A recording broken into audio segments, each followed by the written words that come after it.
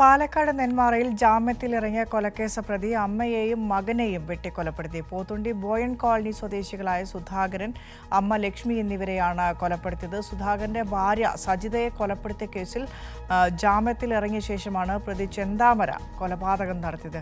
അതേസമയം ഈ കൊലപാതക കൃത്യം നടത്തി പ്രതി ഒളിവിൽ പോയിരിക്കുകയാണ്. തൊട്ടടുത്തുള്ള കാട്ടിലേക്ക് പ്രതി ഓടി രക്ഷപ്പെട്ടു. പ്രതിക്കായുള്ള തെരച്ചിൽ ഇപ്പോഴും തുടരുകയാണ്.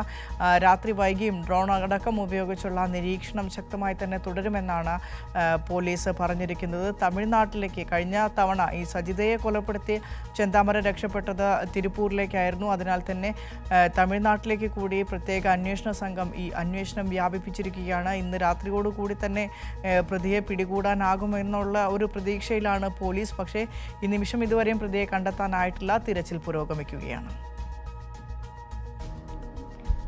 നാടിനെ നടുക്കിയ സംഭവം നടന്നത് ഇന്ന് രാവിലെ 9:30 ക്ഷേമനിധിയിൽ പണമടയ്ക്കുന്നതിനായി നെന്മാറയിൽ നിൽക്കുന്ന മകൾ അഖിലയുടെ അടുത്തേക്ക് സ്കൂട്ടറിൽ പോയതാണ് സുധാകരൻ. വീട്ടിൽ നിന്നും ഇറങ്ങി 20 മീറ്റർ ആകുമ്പോഴേക്കും ചെന്താമര കൊടുവാളുമായി ചാടി വീണ് സുധാകരനെ വെട്ടി. ശബ്ദം കേട്ട് ഓടിയെത്തിയ അമ്മ ലക്ഷ്മിയെയും ചെന്താമര വെട്ടിവീഴ്ത്തി. സുധാകരൻ സംഭവസ്ഥലത്ത് വെച്ച് തന്നെ കൊല്ലപ്പെട്ടു.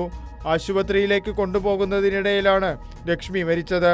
സുധാകരന്റെ കുടുംബവുമായുള്ള വ്യക്തിവൈരാഗ്യമാണ് അരുംകൊലയിലേക്ക് ചെന്താമരയെ നയിച്ചത്.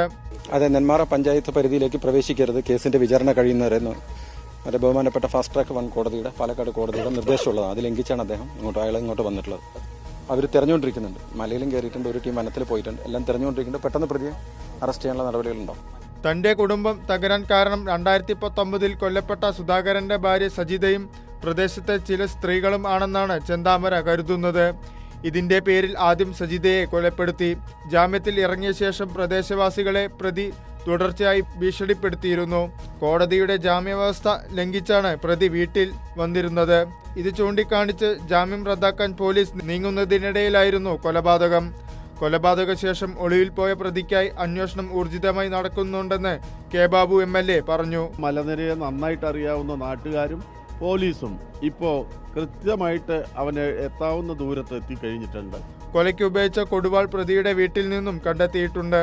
നിലവിൽ 2019 കൊലയ്ക്ക് ശേഷം ഒളിവിൽ കഴിഞ്ഞ വനത്തിനുള്ളിലും തമിഴ്നാട് തിരുപ്പൂരും കേന്ദ്രീകരിച്ചാണ് പോലീസ് അന്വേഷണം നടത്തുന്നത്. ഇന്നു തന്നെ പ്രതിയെ പിടികൂടാനാവും എന്ന പ്രതീക്ഷയിലാണ് പോലീസ്. സുധാകരന്റെയും ലക്ഷ്മിയുടെയും പോസ്റ്റ്മോർട്ടം നാളെ നടക്കും. കൈരളി ന്യൂസ്, പാലക്കാട്.